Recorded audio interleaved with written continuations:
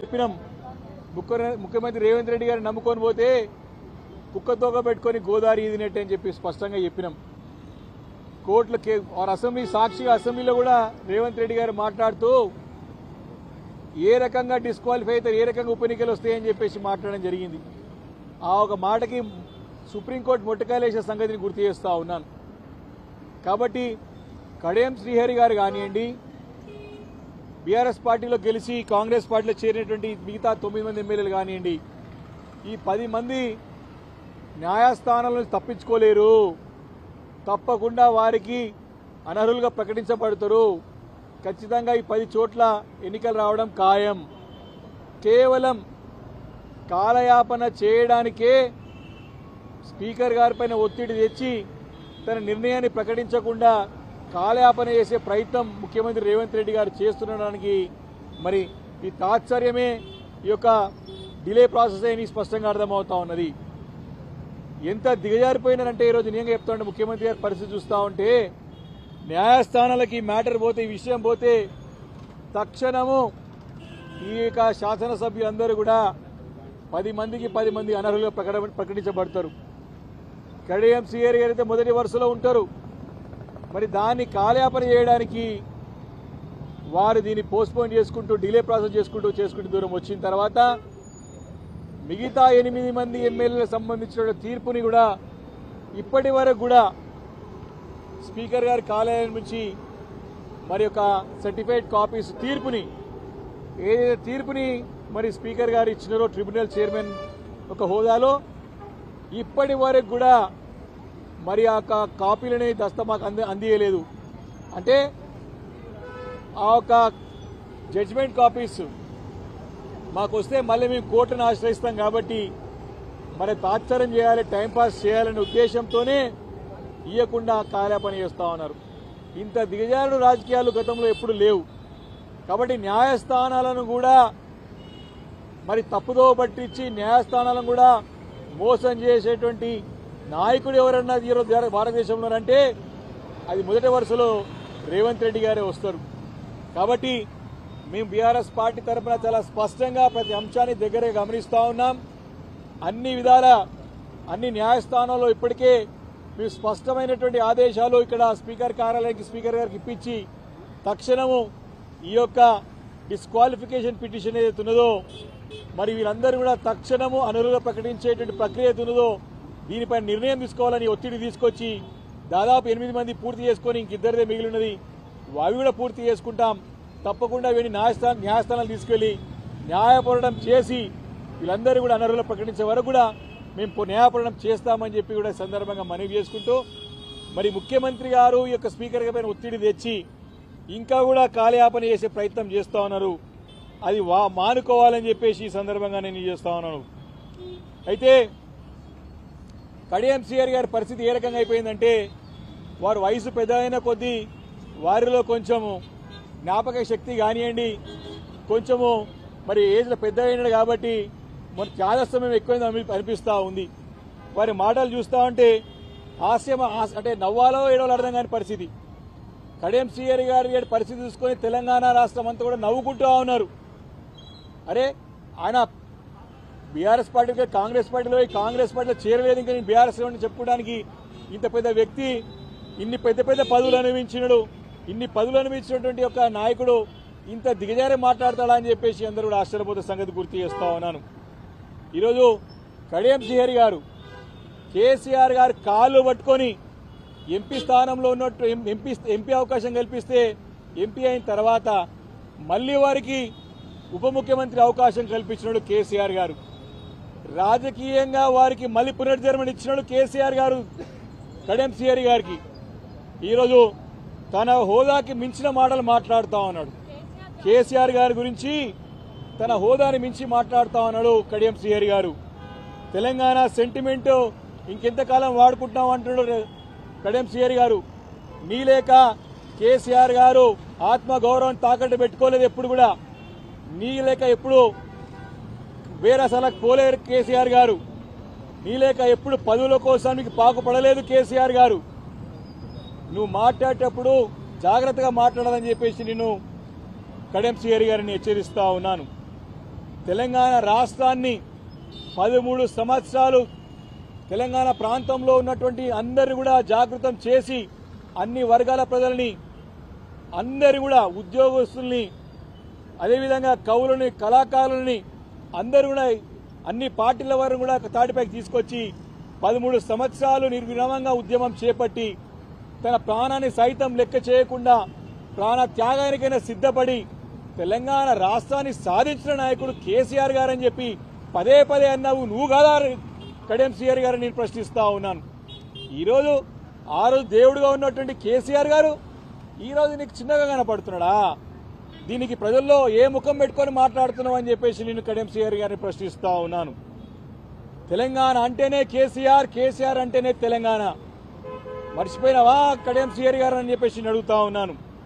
తెలంగాణ జాతిపిత బరోబర్ తెలంగాణ రాష్ట్రానికి అన్ని వర్గాల ప్రజలు, కులాలు, మతాలు ప్రతి ఒక్కరు కూడా గుండె కత్తుకున్నటువంటి నాయకుడు, ప్రతి ఒక్కరి గుండెల్లో ఉన్న నాయకుడు కేసీఆర్ గారు. చిన్న పిల్లవాడి నుంచి పండు ముసలి వారికి కూడా గుండెలో పెట్టుకుని చూసుకునే నాయకుడు కేసీఆర్ గారు. తెలంగాణ అంటేనే కేసీఆర్, కేసీఆర్ అంటేనే తెలంగాణ అనే సంగతి గుర్తు తెచ్చుకోవాలని చెప్పేసి కూడా కడియం శ్రీహరి గారిని అడుగుతా ఉన్నాను. ఎస్, బరాబర్ ఈ తెలంగాణ జాతి అంతా కూడా కేసీఆర్ గారు వెంబడే ఉంటుంది. ఈ యొక్క ఎన్నికల్లో గెలుపు ఓటలు మామూలే. అధికారం ఉంటుంది, పోతుంది. నీ లేక అధికారం ఉంటే లేక లేకుంటే ఒకవేళ మాట్లాడిన నాయకుడు కేసీఆర్ గారు కాదు అని చెప్పేసి ఒకసారి గుర్తు చేసుకో కడియం శ్రీహరి గారు అని చెప్పి ఈ సందర్భంగా వారు హెచ్చరిస్తా ఉన్నాను. నీకు ఇంత కూడా కృతజ్ఞత లేని నాయకుడు ఎవరన్నారో తెలంగాణ సమాజంలో అంటే తప్పకుండా కడియం శ్రీహరి గారే అని చెప్పి చెప్పక తప్పదు. వారికి ఇన్ని పదవులు ఇచ్చి పదవులు అనుభవించి మరి అనుభవించిన తర్వాత అధికారం పోయిన తర్వాత మరి కేసీఆర్ గారి నుంచి ఇలాంటి మాటలు మాట్లాడడం వారి స్థాయిని దిగజార్చుకోవడమే, తనకున్నటువంటి నాయకత్వ లక్ష్యాలన్నీ కూడా మంట కలుపుకున్నట్టే అని చెప్పి సందర్భంగా మనం చేసుకున్నారు. తెలంగాణ రాష్ట్రాన్ని 10 సంవత్సరాలు మరి దేశంలోనే నంబర్ 1 రాష్ట్రంగా నిలబెట్టినటువంటి ఘనత కేసీఆర్ గారు దక్కుతున్నది. ఆ రోజు నువ్వే కదా ఉప ముఖ్యమంత్రి ఉన్నావు, అది మీరే కదా ఇక్కడ ఎమ్మెల్సీగా ఉండి కేసీఆర్ గారి దగ్గర పనిచేస్తారు. ఆ రోజు మీకు కనపడలేదా? ఈ ఆరోపణలను చేస్తా ఉన్నావు. ఆరోపణలు మరి అధికారంలో కాంగ్రెస్ అధికారం ఉందని అహంకారంతో మాట్లాడుతున్నావా? కళ్ళు నెత్తికెక్కి మాట్లాడుతున్నావా? మేము ప్రశ్నిస్తా ఉన్నాము. దీనికి సమానం చెప్పాలి కడియం శ్రీహరి అని చెప్పి తెలియజేస్తా ఉన్నాను.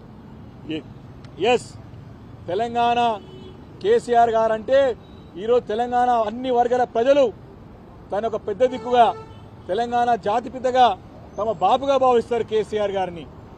ఈరోజు పెద్ద పెద్ద మాటలు కేసీఆర్ గారు అయ్యా జాగిరన్న స్థాయికి కడియం శ్రీహరి ఎదిగిరంటే కేవలమైన అహంకారము, మరి తలకి కళ్ళు నెత్తికెక్కి మాట్లాడుతూ ఉన్నాడు, అధికార మదంతో మాట్లాడుతూ ఉన్నాడు. దమ్ము ధైర్యం ఉంటే, నిజంగా నీకు నీతి నిజాయితీ ఉంటే, దమ్ముంటే బీఆర్ఎస్ పార్టీ కారు గుర్తుపైన గెలిచినావు, నువ్వు రాజీనామా చేయి. ఇలా దొంగచాటు నాటకాలు ఎందుకు కడియం శ్రీహరి అడుగుతా ఉన్నా. నీ యొక్క వకీలు వచ్చి, నీ యొక్క అడ్వకేట్ వచ్చి నేను ఇంకా బీఆర్ఎస్ పార్టీలు అని చెప్పి వితండవాదం చేస్తూ ఉంటాడు. నువ్వేమో బయట ఉండి కాంగ్రెస్ పార్టీ వాడుకుంటూ కేసీఆర్ గారిని మాటలంటావా? నీకు ప్రజాక్షేత్రంలో గుణపడడం తప్పదు. నీ రాజకీయ చరిత్ర ఇప్పటికే ముగించింది. రాజకీయాల్లో కథం అయిపోయింది పని, నీకు కూడా తెలుసది. కాబట్టి ఈ రకమైన మాటలు మాట్లాడుతున్నావు అని చెప్పేసి నేను కడియం శ్రీహరిని ఎత్తిస్తాను. ఇదే రకంగా మాటలు కొనసాగితే తప్పకుండా ప్రజా ఆగ్రహానికి గురిగా తప్పదని చెప్పేసి కూడా సందర్భంగా మనం చేస్తా ఉన్నాం. Thank you.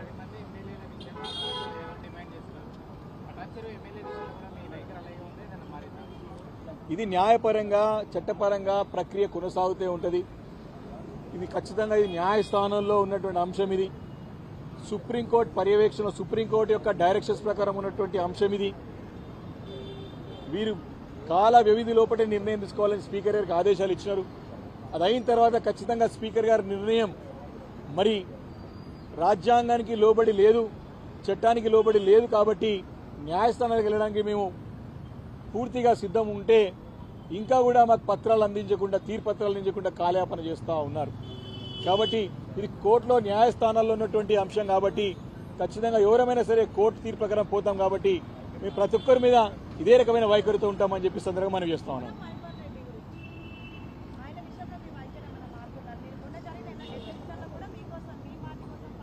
గూడెం మైపాల్ రెడ్డి గారు మొన్ననే పత్రికా విలేకరులు అడిగిన ప్రశ్నకి మనోళ్ళు అడిగినారు. అడిగితే ఆయన స్పష్టంగా సమానం చెప్పిండు. బుల్లెట్ దిగిందా లేదని అడిగిండు. కాబట్టి బుల్లెట్ దిగిందని చెప్పేసి కాంగ్రెస్ పార్టీ రేవంత్ రెడ్డి అర్థమైంది అనుకుంటాను. ఇంకేమైనా అడగాలంటే ఆయన్నే అడగండి. Thank you.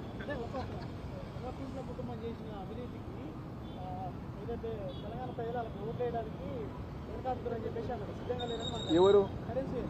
కడెం శ్రీహరి గారు చెప్పిన కదా, ఆయన పెద్ద మనిషి అయిపోయిండు. ఆయనకి అంటే ఆయన పరిస్థితి అయోమయ పరిస్థితులు ఉన్నాడు. దిక్కుతోచని పరిస్థితిలో ఈరోజు ఉన్నారు. ఎవరైనా అంటే ఈరోజు కడెం శ్రీహరి గారు ఆగమాగం ఉన్నాడు. ఆయనే అంటాడు ఏ పార్టీలో ఉన్నావు అంటే ఏ పార్టీలో ఉన్నా ఆ పార్టీలో ఉన్నా అంటాడు. ఏ పార్టీలో ఉంటే స్పీకర్ నిర్ణయం తీసుకోవాలి ఏ పార్టీలో ఉన్నా అంటాడు. అలాంటి మానసిక పరిస్థితిలో ఈరోజు కడెం శ్రీహరి గారు ఉన్నాడు. 10 సంవత్సరాలు కేసీఆర్ గారు పనిచేసి ఆ రోజు కనపడినటువంటి యొక్క అవినీతి ఈ రోజు కనపడుతుందా శ్రీహరి గారు అని చెప్పి ప్రశ్నిస్తా ఉన్నా. నిజంగానే నువ్వు నిజాయితీపరుడు అయితే, నిజంగానే నువ్వు నీతిపరుడు అయితే ఆ రోజు ఎందుకు ప్రశ్నించలేదు? మరి ఈ అవినీతి ఎందుకు కనపడలేదు నీకు? కాబట్టి ఏది ఏమైనా సరే మా యొక్క పార్టీకి మొన్న జరిగినటువంటి గ్రామ పంచాయతీ ఎన్నికల్లో 40% సర్పంచ్ గెలిచినాం. మొన్న జరిగినటువంటి మున్సిపల్ ఎన్నికల్లో మేము 30% ఓట్లు, కాంగ్రెస్ పార్టీకి 40% వస్తే 30% ఓట్లు మా పార్టీకి వేసి దాదాపు 720 వరకు స్థానిక సంస్థల్లో కౌన్సిలర్లు గెలిచినాం, కార్పొరేటర్లు గెలిచినాం. కాబట్టి ప్రజలు మాయంబడి ఉన్నారు. ఏదో ఈరోజు అధికారంలో ఉంది కదా అని చెప్పి స్థానిక సంస్థల్లో కాంగ్రెస్ పార్టీకి ఓటేస్తే అది కూడా ఆకాశం భూమి ఒకటి చేసి అన్ని పోలీసులను అడ్డుపెట్టుకుని అరాచకాలు సృష్టించి దౌర్జన్య కాండతో ఈరోజు ఈ యొక్క మున్సిపల్ స్థానాలు సర్పంచ్ కాంగ్రెస్ పార్టీ సాధించింది. ఈ రోజే 2 సంవత్సరాల 3వ సంవత్సరంలో అడుగుపెట్టిన పరిస్థితుల్లోనే కాంగ్రెస్ పార్టీ పరిస్థితి ఇట్లుంటే ఒక్కసారి ఊహించండి, రేపు పొద్దున ఎప్పుడైనా సరే శాసనసభ ఎన్నికలు పెడితే కాంగ్రెస్ పార్టీ గాలికి కొట్టుకుపోవడం ఖాయం. రేపు వచ్చే వేవ్లో నిలబడలేరు. అది రేవంత్ రెడ్డి గారికి తెలుసు, వారి మంత్రులకు తెలుసు, వారి పార్టీ ఎమ్మెల్యేలకు తెలుసు, వారి పార్టీ నాయకులకు తెలుసు. కాబట్టి రేపు శాసనసభ ఎన్నికలు ఎప్పుడు జరిగినా కేసీఆర్ గారి యొక్క ముందు వీళ్ళెవ్వరూ నిలబడలేరు. వీళ్ళందరూ గాలి కొట్టుకుపోవడం ఖాయం. ఖచ్చితంగా కాలగర్గంలో కాంగ్రెస్ పార్టీ కొట్టుకోవడం ఖాయం. కాంగ్రెస్ పార్టీ జాతీయ స్థాయిలో కేవలం 2-3 రాష్ట్రాల్లో ఉన్నది. అది కూడా రేపో మాపో ఉన్నట్టున్నది. కాబట్టి 15 సంవత్సరాల నుంచి 20 సంవత్సరాల నుంచి కూడా కాంగ్రెస్ పార్టీ కొట్లాడుతా ఉన్నది. రాహుల్ గాంధీని నమ్మే పరిస్థితులు దేశంలో ఎవరు లేరు. కాంగ్రెస్ పార్టీ నమ్మే పరిస్థితులు ఎవరు లేరు.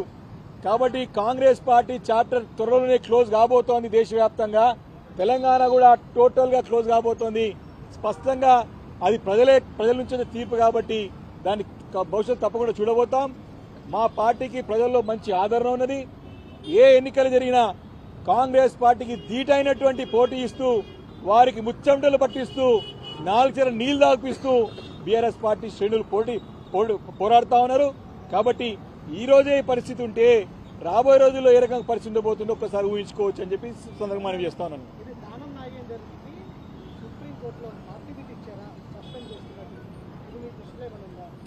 లేదా టెక్నికల్ సబ్జెక్ట్స్ అవన్నీ కూడా పెద్ద ఏం లేదు. ఇప్పుడు స్పీకర్ గారి దగ్గర క్రిమినల్ నిర్ణయం అయిన తర్వాతనే మరి కోర్టులో వెళ్తారు.